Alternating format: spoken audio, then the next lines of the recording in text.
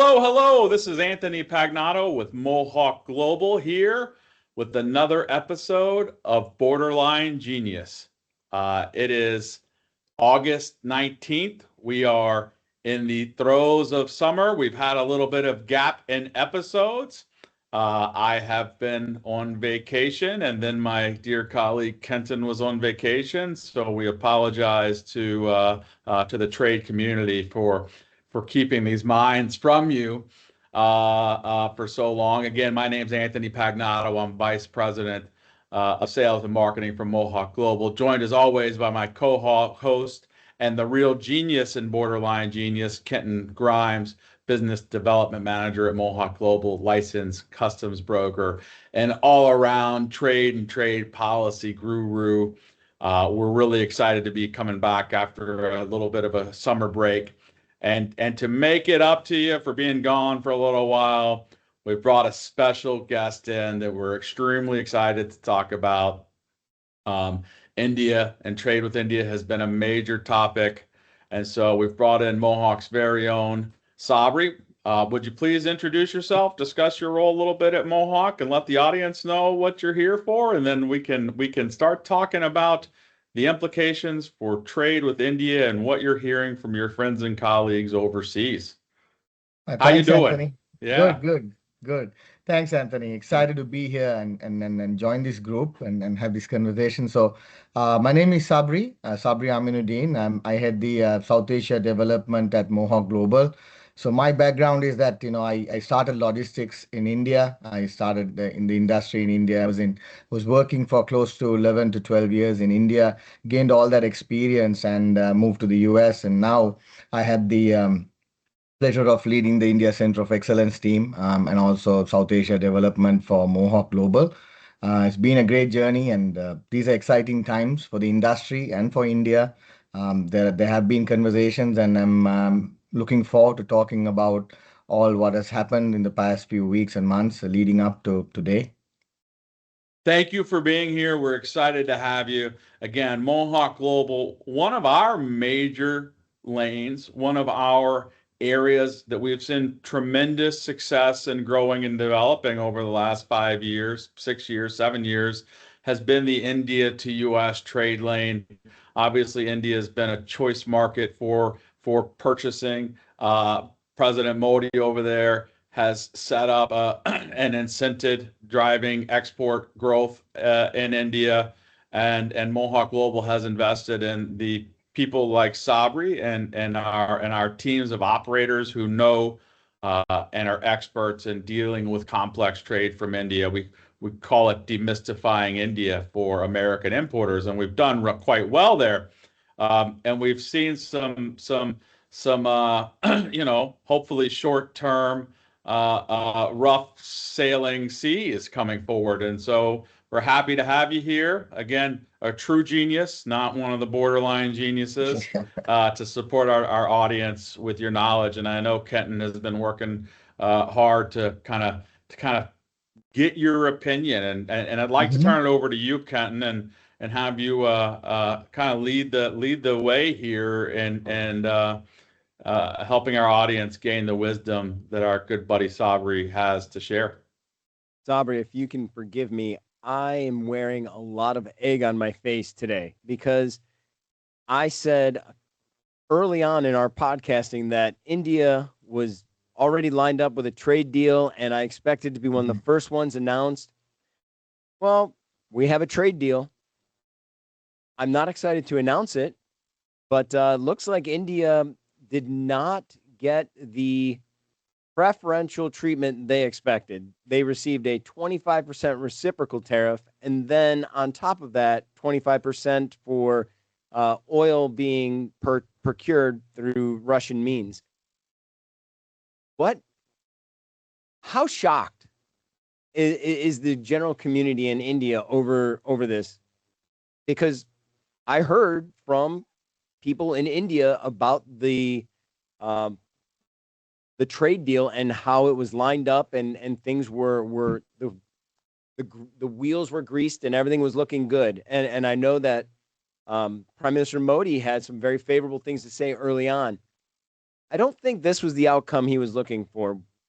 Can you tell me what is the POV of the people boots on the ground in India with this? Yeah, definitely not. Everyone thought when China was in the hot seat that India was going to be placed well. And of course, those are the two biggest economies outside the US, right? And fighting for their spot. It took everyone by surprise, this whole issue with tariff and all the purchasing from Russian oil. Speaking to my folks back home in India, my dad lives in India, and talking to him and speaking to the locals there, what they feel right now is that it's kind of a situation where the US told India to buy oil from Russia when the war started, Ukraine war started, and that's how India started purchasing oil from Russia. Yes, it's much cheaper and also more economical for the Indian population. We have what 1.4 billion people in India right now, and oil is cheap. I mean, subsidizing oil prices, it helps with them controlling inflation, and it's helping them a big deal. And also they buy their oil in INR as well, Indian rupees, with the BRICS, negotiations and the conditions there. So it really favors them. And then now when they built all that around it, and then now being, the word what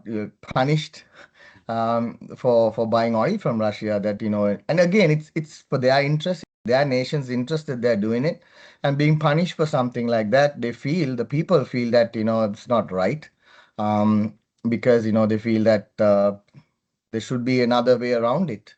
And India does not only buy oil from Russia, they do buy oil from other countries like Saudi Arabia. They used to trade with Iraq. Earlier, they used to trade with Iran, but that's when they switched to Russia. But they deal with many countries when they want to purchase crude oil. Even Nigeria, which I read the other day, that they purchase oil from Nigeria as well. So point of view, not happy. They don't know because where it's going to go, because 48.2 billion is a trade between India and the US, and that trade is going to be subject to duties and the tariff. So pretty uncertain right now in India. I don't want to put words in your mouth. I I do. really don't. But the word that and I'll let Kenton do it in a moment. But the word that came to mind for me, and I don't want you to agree with this if it's not true, but when you're talking about your friends, family members, and people that you speak to every day in India, is betrayal? Is there a sense of betrayal by the U.S. that we've been a strong ally and trading partner? Does it go that far? Does it go that deep? Yes, whole alignment. I mean, it's again political, geopolitical with China and everything going on there. And India has been a strong ally to the US, and even with the recent. I mean, again, whatever that India can purchase from the US, like retail, even the Boeing orders, they purchase a lot of Boeing orders, and all of that is on hold right now. India has they always wanted to side with the US, and that's how the trade had developed. And if you really look at it, retail, apparel, India has a lot of verticals to offer from that region, South Asia, not apart from the other countries in South Asia. The super powerhouse in terms of verticals and what they offer. And Automotive components too, yeah, and automobiles don't feel like they're getting any cheaper anytime soon. right. Yeah, so they definitely, a lot was built around the US economy. That's how it is, right? A lot of people have expectations, when the markets are moving away from China. India, like the customers that we work with day in, day out, reached out to us. We have examples where they came to us and said, look, we're trying to find alternate markets outside China. Can you help us? And then that's where our expertise, our relationships with suppliers in India, we leveraged all that. We introduced suppliers over to our customers, and they got talking. They placed orders, that all developed. And, of course, we handle the freight. And now China has become more cheaper because if the tariffs kick in. So the whole alignment, realignment, and the changes, it takes it takes a toll on people, both on the both sides of the pond, India and Absolutely. also the US. Is there any concern with the ceasefire and the peace that was set up between Pakistan and India, that the U.S. is taking sides when, as it relates, we've got a 25% base tariff with India and 19 with 19%. Pakistan. Are there some concerns there amongst your friends and family and our business compatriots there in India? Yeah, so my role, I talk to both, right? I talk to people in Pakistan, also in India. So talking to both, I understand that, things are looking up in Pakistan. They got a good deal. But then if you look at both countries, Good you can't deal really. of all the bad deals, but Yeah, let's be clear. Yes. I know, Better right? of the worst. I know. Yes. 19% sounds better than 30%, right? So we take Yes. it. So, you comparing both countries is, you really can't do that because the verticals that India can offer much more than what Pakistan can offer. So you have like textile, home goods, home furnishing, sports goods. That's where Pakistan really excels. So what we feel is, what my take, the whole thing is that yes, they are getting a preferential treatment because they are aligning with the US much better. They're politically more aligned. They have their conversation. It's more candid. I read that even they're going to nominate our president for the Nobel Prize, which he said that he should have won it long time ago, uh, for ending the war. But so they benefited out of the whole deal. Then because they aligned with China also earlier, so now they are shifting. So for their own betterment, I feel. But India right now, I think they're going to take a lesson out of China's playbook. They're going to hold strong. That's what I feel. There is a lot of talk about taking care of India first, putting India first, serving the interest of India in the India first. Um, Perhaps making India great yeah, again. yes, that's always been there. That's always been there. Make in India, that's always been there in the, so that's why you see a lot of, the agriculture has been one of the biggest industries in India. And yeah, so they're kind of aligning everything, supporting, and also one good thing that has come off it in India from their perspective is that all parties are now aligning, the opposition is supporting, and they're getting together in one front. So that's something a positive from the Indian side. Now, do you see? I know we've heard news that the negotiations have tailed off a little bit, and that the proposed meeting has gotten canceled. What's the take there in India on the relationship between Trump and his administration and Modi and their negotiating team? Is there any optimism there? Well, there is certain optimism. I mean, people really like to live on, hope that there Mm. is certain, both sides needs each other. You cannot, avoid each other for long. We experience the same thing, China, right? You can't ignore that. So India also is contributing to our economy here in the US. So we need them, and I feel that no one can predict how the current administration is currently handling things. Um, it's very fluid. So now the U.S. delegation has postponed their trip. The sixth round of talks canceled their. You read this postponed. Some people say canceled. So, but for now, it's not happening. Um, I think that maybe one reason, maybe because the Chinese foreign minister was in India, and then they had negotiations, and that is a bold move from India to kind of host him right about when the U.S. delegation is coming, the next week or week after, um, and negotiating deals, and it's kind of it moved to a very positive way. They shook hands. They spoke about the future. They're even talking about direct flights from China to India. So and trade. So they are aligning with China now. And I think that, to jump in here, this is as someone who's gotten to know India very well over the last 7 years. I've been many times. I have many great colleagues and friends in India. I've been to many, many, many shippers of our clients. I've been to I've probably been to 25 different cities in India in the last 6 years. And the thing that is constant for me is the belief by the Indian people in the strength and power of India, that India is a country on the rise, that they've got the intelligence, the manpower, the food security, right, to withstand challenges and continue to grow as a major player in the international political and trade sphere. I don't think that they're scared.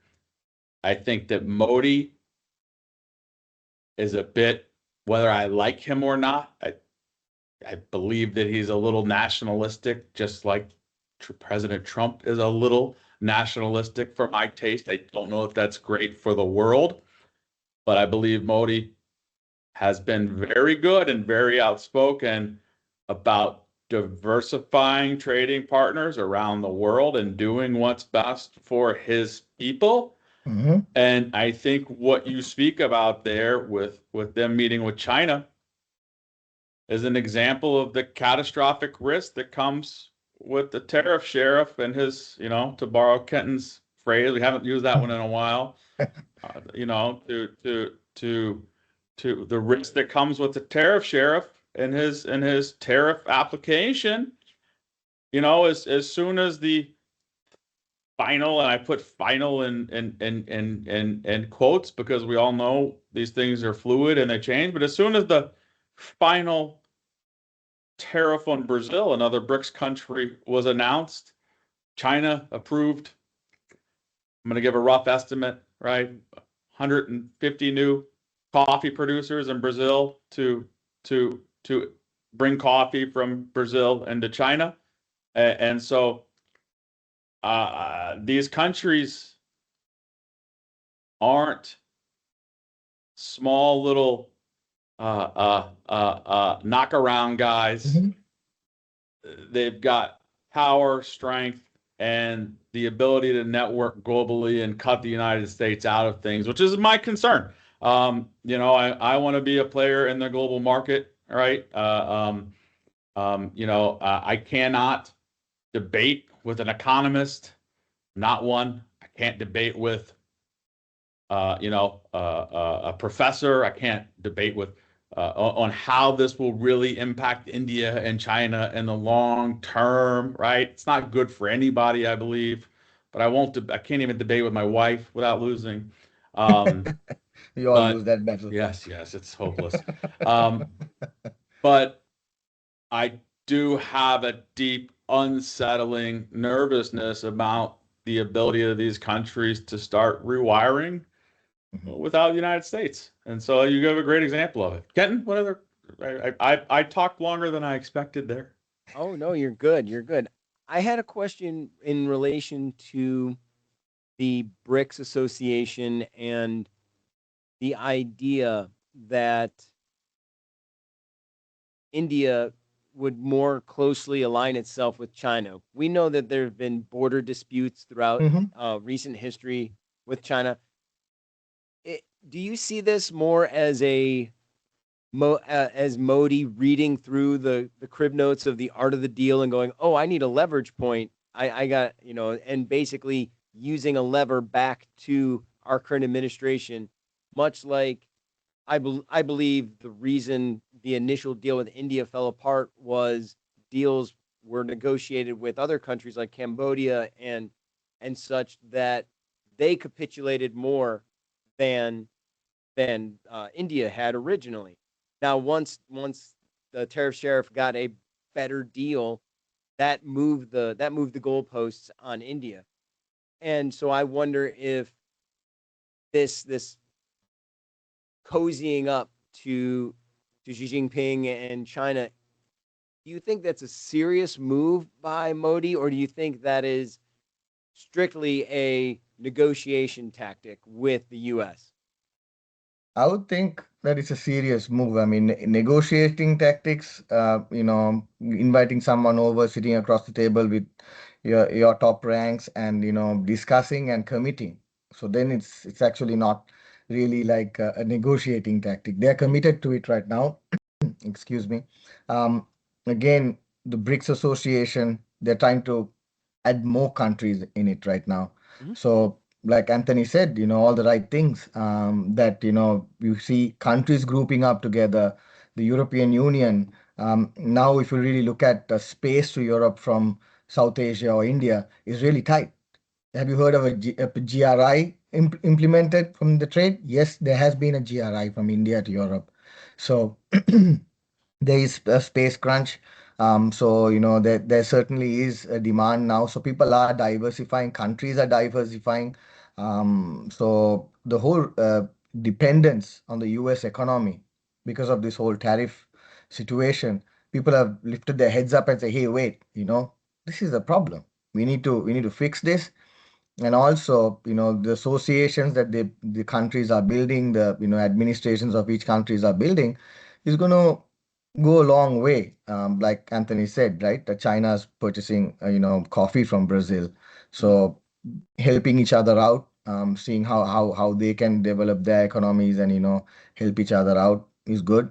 One thing that we need to also keep in mind is that India, with their large population, have a very young population. That population, like Anthony said, manpower, the IT sector itself, that exportation of that knowledge, and for those business, whatever processes that have been outsourced to India, that's a huge market. um, I mean, it's maybe silly, but what if people say, okay, now we got to tariff that? There's a tariff, you want to attach Sure. something to that. Yeah. So then what happens? Um, then what happens? I mean, India, you can't ignore India, right? I mean, China, Apple, they manufactured, now they're manufacturing in India. You have India manufacturing Apple, you have India manufacturing automotive, electronic, pharmaceutical. I mean, yes, those are not under the tariff, it's not, but still, those are all places where a country can leverage. So things to keep in mind, that with what's going on right now with our administration, I think every other country would be like, hey, let's put everything on the table and discuss. Sure. I think it's an interesting question, Kenton. There's a way to build leverage, but also a backup plan at the same time, or not a backup plan, just yes, they can use that as leverage in a negotiation, Mhm. but at the same time, use the sum of what they're able to achieve in the conversations with other countries. I did hear something horrifying in your commentary, Sabri, that they're considering adding more countries into the BRICS Union, Mhm. and I don't know how we'll say it anymore because right now BRICS flows off the tongue really well, and if we get another letter in there, I'm extremely concerned about how we'll say it. I think So Sri Lanka is thinking of, so it'll be BRICS. BRICS Just or keep adding S's. Spricks, I yes. know, BRICS. But yeah, I Uh, mean, I've been talking to a few supplier friends of mine. I used to work in the garment industry. Talking to them, the factories in Sri Lanka, they went and set up factories in India, Bangladesh, in that region. So now what they're doing is, because of the tariff, they're moving their capacity outside India, mhm. out going to Sri Lanka, Bangladesh. There are even factories opening up in countries in like Ethiopia, Kenya. They're diversifying, they're moving their markets because of this, because they also understand that they can't like produce in one location, especially when the atmosphere is like this. Also speed to market, a lot of variables. Sabri, I like how you mentioned you worked in the garments industry. You're just bragging about your time as a model over there in India. You're just like So Mr. GQ. not in India. That was when I lived in. I mean, I spent most of my life in Sri Lanka. So I was born in India, but I was brought up in Sri Lanka, and were good times. Yeah, it was my side hustle, and yeah, it was nice. That's the real reason we have Sabri on today. He has an amazing online following, and we want to boost our subscriptions. So that's what's going on here, guys. There we go. There we go. No. Welcome to Mohawk Global's OnlyFans. No, I didn't. That's funny. Oh, If I'm glad anybody Anthony types said that, not me. OnlyFans, 2 words, OnlyFans, as in ceiling fans, in the comments on our YouTube, you will be the winner of a brand new Borderline Genius hat. We've already given our first one away to a lucky listener. I'd love to give another away. So only space fans. We're talking about ceiling fans in the comments on our YouTube channel. And you will be the lucky owner of a beautiful, beautiful new Borderline Genius hat. What was that, Danielle? Oh, you lost the bet. You thought I'd be the one to say that. No. That was Anthony. Our producer was concerned. She had money down saying Kenton was going to be the first one to mention. Nope. Lost that bet. Yeah. And Sabri, you mentioned that China had cut a deal and they're buying more coffee from Brazil because they're a BRICS country and they're trying to support that. I think about these deals that the Donald has cut with different countries, and there are many promises of procuring certain amount of agricultural products from the U.S., Boeing planes, and so forth. And it got me thinking about India. Sadly, the past 25 or so years, the amount of U.S. imports into India is extremely low. And if Adam Smith were to look at that and say, "Hey, let's find out why," what's the reason? Is there a hurdle within the Indian import culture, or is it a product offering from the U.S. that's just not appetizing to the Indian market? Right. Good question, Kenton. Yeah, it's multiple things, and the answer is in your question also that the appetite, whether you wanna. Here you have a country that is agriculturally very strong, self-sufficient.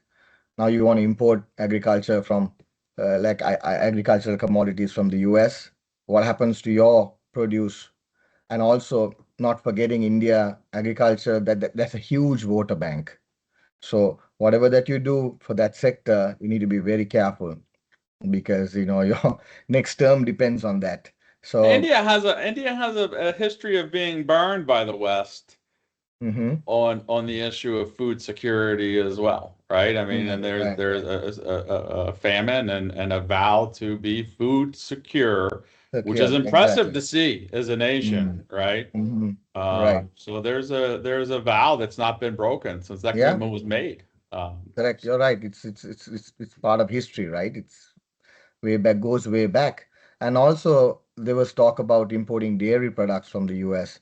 And then, people put their hands up and said, hey, we don't want any GMO infused, good, entering in our commerce. So definitely there was some pushback. Then, they said, okay, fine. Now what can we do? So then Boeing. So they placed a lot of orders for Boeing. And so now with all what's going on, now everything's on hold and, we don't know what's going to happen. And probably they might go to Airbus. You never know. Then we spoke about defense. What happens? Can India buy defense from the US? But they chose to procure that from Russia. Again, it's economics, right? It's about how cheap it is or how accessible it is, and how they support. And pretty much that's what they used to fight the war against Pakistan that just happened few months back, where they used that equipment against them, and that helped them a lot. So I was thinking, what else is there? I mean, retail, apparel, tech. I think if you go to India and you look and there's an enormous amount of made in India product, right? There's 100%. no big box retailer, right? There's so many people, and this is where we've talked in this podcast before, Kenton, about cultural sensitivities, right? No matter how you think about trade, we'll go back to the GMO. Is it fair if a country as a whole believes that they don't want GMOs in their food, to hold them accountable to that in a punitive measure? I don't know, right? I guess the answer from our president's point of view is yes. Same with India, right? When you're there, you see some of the most crowded streets in the world, and hundreds of small, independently run shops. So if they were to let in Walmart, right? If they were to let in Carrefour, or if they were to let in, IKEA. these big brands, you all of a sudden have a population, right? That an enormous population that makes a living operating these tiny shops, and what happens to those as employees? And so there's a cultural challenge there that's not just about blocking trade with the US and putting up unfair trade barriers, right? There's a reality on the ground that the leaders in these countries have to deal with, right? I mean, are we mad that India is not the world's biggest importer of US beef?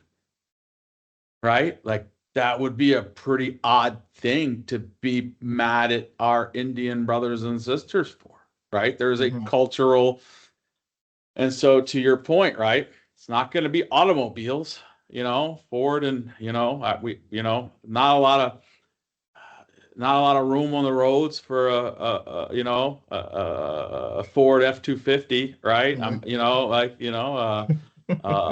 So there's challenges there, and I think there's been a lack of sensitivity, and maybe nobody cares, right? Maybe being culturally sensitive to the whims of every nation is what, in our president's mind, caused the challenges. But to me, this is where I go back to the thing I've said over and over again. I don't see trade as a thing to win. I don't want to win trade. I want to come away with fair deals where we get what we need at a price that we want to pay.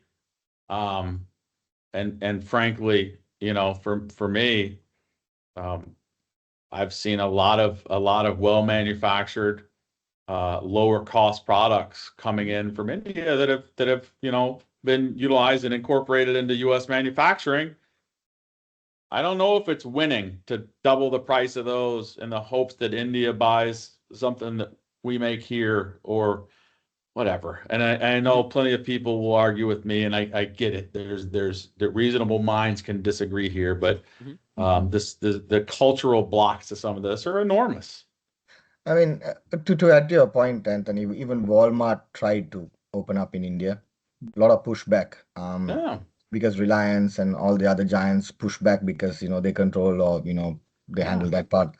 So even when I was growing up, before moving to the US, where would I go to buy a Nike shoe? Where would I go? I mean, there was one little store. There's one little store in one place I used to go and buy, and it'd be so expensive too at the same time. So traditionally, whoever travels from India or that part of the world to the US would come here and go to the store and purchase it over here because it's more cheaper. So if you really look at it, what makes it more expensive in India is the tariffs around it. So those type of products, I feel that India needs to relax their duty structure on that retail vertical, stuff like that, where you make it more accessible for people. They should do those things. I mean, that's whatever brand. We ain't making shoes here, though, brother. They're coming from China. Malaysia, right? That I know, but just to say that it's a US brand, yeah. True. So I bought a pair of New Balance made in the USA. They have a specific line that was made in the USA. Beautiful shoes. Right. And they weren't twice the price of the other shoes, but they were $100 more expensive. So yeah, to say that just to show that okay, there is some support for US brand in India. I know it's made somewhere else, but still. So that's, if you go to look at it, then what's made in India, what's made in the US that India can get. I mean, what can you? It's so expensive. But you do bring up a great point, right? I mean, every time an iPhone is sold in India, it's manufactured in India and sold in India, a U.S. company, Apple, makes money, and the shareholders of said company make money, and the pension funds and institutions that invest in Apple make money. Mhm. right? So that's not factored into the calculus, you know. Yeah. So And imagine the population of India itself, the sheer population, and if you make it little affordable, the volume, if you yeah, make it accessible to people, that's big. That's a big market there for you. And India also has their own homegrown brands, like you said, homegrown brands definitely are, something that people go for. And again, it's price point. Again, it's price point. So, I don't want to be doom and gloom, but do you think there is a concession that Modi and the negotiation team in India could come to terms with that incentivizes a better deal with the US, where, we talked about Boeing. Is there a way perhaps that steel or aluminum or something that is being driven by this administration in the US and the tariff sheriff that could be baked into a deal that incentivizes a more balanced tariff reciprocity than maybe even than a real balance in trade, but a representation? Because you mentioned there are some high tariffs that India utilizes. Is there a way that maybe we can see those walls on both sides being brought down a level? Yeah, I think there should be some give and take in any negotiation. It can't be one-sided. So as much as we respect India's culture and how they are used to certain things, India also needs to make some changes in their policies if they want to facilitate trade. I mean, again, it's not a one-way street, right? If a negotiation is a one-way street, it's not a negotiation. So both parties have to come to an agreement. Um, it's like a marriage, let me put it that way. Certain adjustments are needed. Some compromise needs to be made, and for the betterment of both economies, right? You need each other, so you just have to find that space where there's a given. I don't know where I can't put my finger exactly and say where it's going to be, but definitely it has to come to that point where there should be some compromise. But like situation like right now, that if you buy oil from Russia, here's additional 25. Now that I don't know. It's kind of a difficult situation because that doesn't even relate to the US itself. Mhm. thank you, Sabri. Yeah, I mean, this is a I was too optimistic earlier in our podcasting season where I was expecting India to break out a monumental deal. And part of that was I anticipated the dialogue to be truly a real back and forth, a real dialogue. And at the time, there was a strong push legislatively in the US to reopen the GSP, the Generalized Mhm. System of Preference, that India had previously been party to. And it's just a unilateral agreement where the US wants to buy goods from countries and they reduce the duty rate to Mhm. encourage. And the hope is when the GSP is used, it sparks a bilateral agreement. That never Right. happened with India, so India was removed.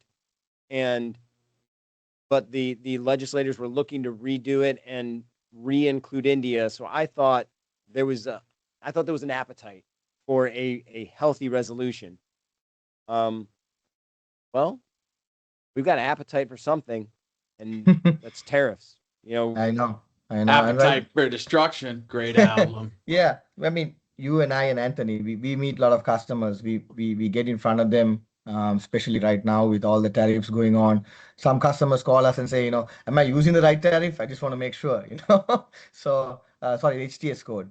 Using the right one? I just want to make sure. So we have those conversations, and just want to share an example where I was with one of our top salespeople, visiting one of our biggest customers, and they're like, who's paying the tariff? We are paying the tariff. It's going out off our books.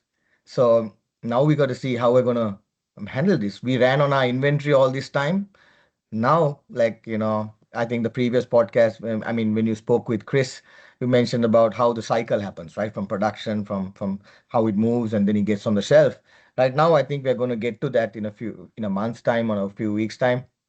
We'll get to that where they might even look at passing the cost down. And I've been speaking to a few, and they are doing that because they can't go on, they can't absorb it because if you look at organization, that's an economy itself. You have people, people to take care of, you have families to take care of, certain companies.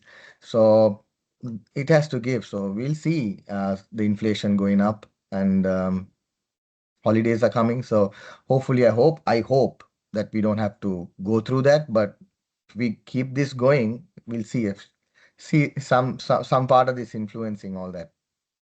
So we're getting late in the podcast, and I have a couple other things that I'd like to move on to specifically with Kenton. Sabri, I'd like to invite you to stick around through the end of the show Of here course.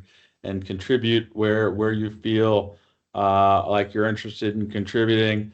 But before we kind of switch gears here, I want to thank you very much for your participation.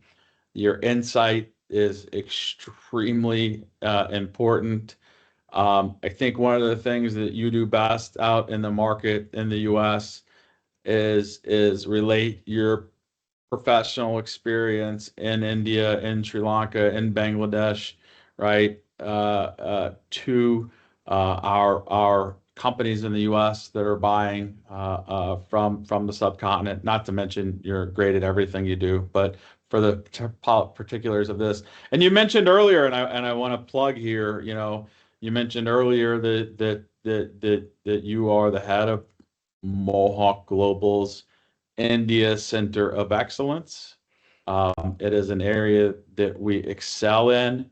And if anybody wants to hear more from Sabri, please go to the Mohawk Global website, www.mohawkglobal.com, and navigate to our India Center of Excellence webpage, where you can hit the contact us and get in touch with Sabri to pick his brain on anything that you would like about the subcontinent, Pakistan, India, Bangladesh, Sri Lanka, Nepal, right? Or anything trade related. And we'll make sure we put that web address in our comments on this and the link going out on the socials like LinkedIn and such. But thank you so much. Well, you're welcome. And Thanks for having me. I would encourage anybody in the U.S. that's looking at trade to take some time to talk to Sabri about what's going on the ground in India. And Ken, thanks for your well thought out questions. Now I got a couple well thought out questions for you that I think we can breeze through. So I was relaxing Friday night, not paying too much attention, not a care in the world. And I felt a great fracture in the universe, and I felt like I got punched in the face by the unknown force of U.S. Disturbance in the force. The invisible force of U.S. trade policy. Uh, What in the world just happened with 232 steel aluminum derivative tariffs? Can you refresh our audience on specifically what the 232 tariff is real quick? Certainly. The derivative part of that, and what in the world just happened, and why it would happen on Friday night. You don't want me to answer that part. I will show my bias. So the 232 tariffs, it is a commodity controlled tariff. In the case where we have steel, we have aluminum, we have a recent copper tariff, we have automotive tariff. We are also going to be introduced to a pharmaceutical and lumber tariff coming up. Both have been announced and the investigations have started, but we do not have the finals on those. Investigations. Yeah, investigation, air quote. Now, the great disturbance in the force is that in April, the 232 tariffs on steel and aluminum derivatives were implemented. And then after the business day had concluded on Friday, the administration published or announced, didn't formally publish, but announced 407 new product codes or new tariff codes would be subject to these derivative measures at the 50% rate, and so effective immediately. So everybody, over the weekend, if you were a nerdy customs broker like me, your Saturday plans were just shot to you know where, and you had to start reading and getting emails prepped up and sending out to customers to go, hey, come Monday, this product coming in, yeah, so sorry, it's going to get hit with an additional tariff. And the listing, again, is fairly comprehensive. It's another 407 different harmonized tariff schedule codes. So if you have not seen them, hopefully in our comments, we can list the Federal Register notice or the Customs Messaging System notice, which has the complete list of annex. I think it's annex listing for aluminum and the annex listing for steel, so that you can access those. I know mohawkglobal.com has a white page on the trade remedies, and those lists are also posted there. So these are things that we will make readily available to you. And why it came out at the end of a Friday, I just think they're mean. Honestly, there's no good reason to sneak it in before the end of the week. I can't come up with a good professional answer for you. I can just say it's mean. I heard it called by a professor on LinkedIn. He said, this isn't trade policy, this is trade sabotage, which seemed to bite. 232 derivative again. So there's a steel spring in this pin that you can't see because of my camera filter, but there's a steel spring in here. Is this likely now? Do they have to pay 232 tariff on the writing utensil? I could not tell you definitively if the writing utensil. But if writing utensil was one of the enumerated codes, they would have to say the steel spring is 8% of my total value, which is 37 cents. And correct. Yes. They would have to pay the duty rate on that. 37 cents. Yes. Going through the 232 derivative lists, and I think it's a pretty comprehensive list now of tariff codes that are subject to 232 tariffs based on composition. To your mind, are there any noticeable absences at this point, or are we still going through it, trying to figure out, are there any obvious, like, whoa, like, why didn't they get that? Have you seen anything interesting? I don't think there's anything absent that is curious to me, but there are a couple plastic codes, 39, 26, 90, other articles of plastic, which I found interesting to be on the steel list. So in my mind, they're looking at, some sort of a plastic contraption that might be held together with steel screws. So you're really, in my mind, they're really casting the net wide. I call those doohickeys. Doohickeys, yes. They're looking for all steel and aluminum doohickeys and thingamabobs. That makes complete sense. Although I don't know that there's actually any steel and aluminum or those springs. If you ever tried to mess with them, they crumble apart. Anything else to say about 232? But holy smack, make sure you're ready. Get ready. This is Trump's first term. The 301 was his favorite little lever to pull. It took a long time because there's actual rules about how to go about doing it. And then we were introduced to the IEPA method, where he could just dictate a tariff via executive order. And then the 232 became another lever for him to pull in his trade negotiations on these reciprocal tariffs, as we saw with the deals cut by the EU and reportedly Japan, where the EU and Japan have, we know for sure the EU has a hard cap of 15% on their reciprocal tariffs, but also supposedly a hard cap of 15% on all of these 232 tariffs. We have not seen that revision yet, but that is the report from the negotiators in the EU. And Japan supposedly, according to their negotiators, have gone public saying that was our deal too, and we're waiting on the administration in the U.S. to amend it. We'll see. But if that is fact, then it is just another lever that the administration is using to get what they want out of these foreign nations in commitments to buy agricultural products, airplanes, all of those things. Or move manufacturing to the U.S. Or- Now, 232, an easier lever to pull. And in that list, you mentioned IEEPA, the IEEPA tariffs. We've talked about the lawsuit brought broadly against the administration, claiming that the IEEPA tariffs are not legal.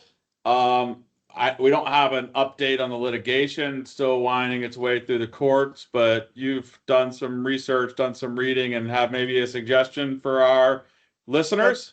Yeah, there's no update from the courts other than, the oral hearings or oral arguments were began. But we do have We're still talking?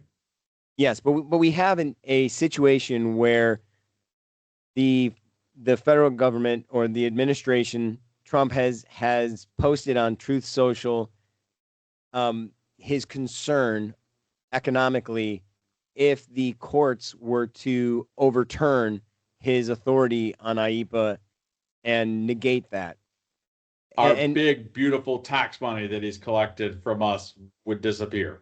Right. He's actually compared it to if the courts were to reverse his authority, that it would be like 1929 all over again, and they would be single-handedly ushering in a new Great Depression. Oh, drama queen much, huh? Whew. Yeah, yeah. So it's and the argument by the courts articulated that there is I think it's the Retail Federation of sort. I received a copy of a letter they've sent out to some of these stores in the U.S. and it's preparing them to say, hey, if the court does overturn the IEPA tariffs, get on your ACE portal now and get a hold of what you've paid so that you can file for refunds, assuming that becomes an option. There's some concern about the administration making the refund process easy. So they're just advocating that the importing community have a well-established report on what they've paid so that they could file for any refunds if that situation arises. They don't want people to get stuck behind the 8 ball and have the data be unavailable to them. So I would say it's a pretty good advice. Go find out what's going on, what you've paid, so that you have. It's always good advice, though, right? So there's a good reason here with IEPA, with the complexity, with True Social. By the way, thanks for taking the hit and subscribing to that. Happy to stay off of Truth Social. You deserve a hazard pay raise for that. Don't tell marketing that my login is, or my name is Borderline Genius on there. So I'm trying to get his attention with the snarky responses I put on there. So follow me at Borderline Genius on Truth Social. I'll visit you at Alligator Alcatraz, Kenton. But we joke, but that's not okay. I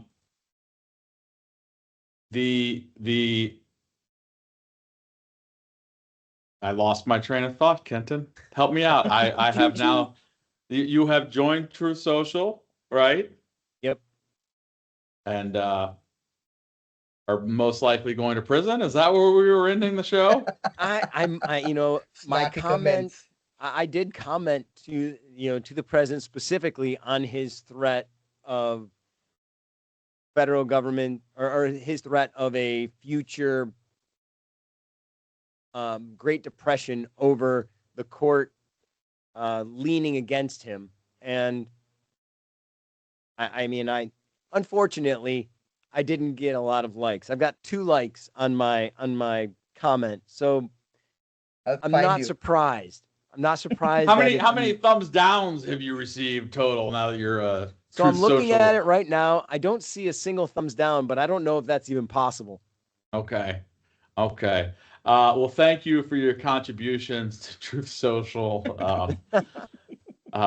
Again, I think where I was going before I kind of chuckled myself out of reality for a moment was that it's never a bad practice for any of our importers to be in the ACE portal and understanding exactly what they're paying regarding duties, regarding special duties, and if you need support, if I say ACE portal and your eyes glaze over and you're like, I know that's something I've heard before. Call me. Does that involve poker? The Ace portal, is that five card? If you're not sure exactly, again, come to Mohawk Global, hit the contact us form. We'll get you in touch with Kenton Grimes, and he will walk you through everything you need to know so that you have a good history and understand where your duty and what you're paying is going. With that, this has been an awesome podcast. The pod has been great. I think it's time to close her out. Does anybody have any last words before I kind of take us home here? I'm good. I really enjoyed talking with you guys and being part of the podcast. Thank you. Sabri, I'm glad you were available. Thank you for doing this for us. Oh, no problem. Anytime. So it was an absolute pleasure having you on the show, Sabri. As always, Kenton, it's a highlight of my week when you and I get to spend time together talking like this. I really appreciate it. As we wind down summer and start getting into the fall, a lot of cool things going on. We promise we won't take a big a vacation from the Borderline Genius podcast again. And on behalf of Sabri, Kenton, and myself, and everyone at Mohawk Global, I'll say thank you. Have a wonderful day, and please like and subscribe.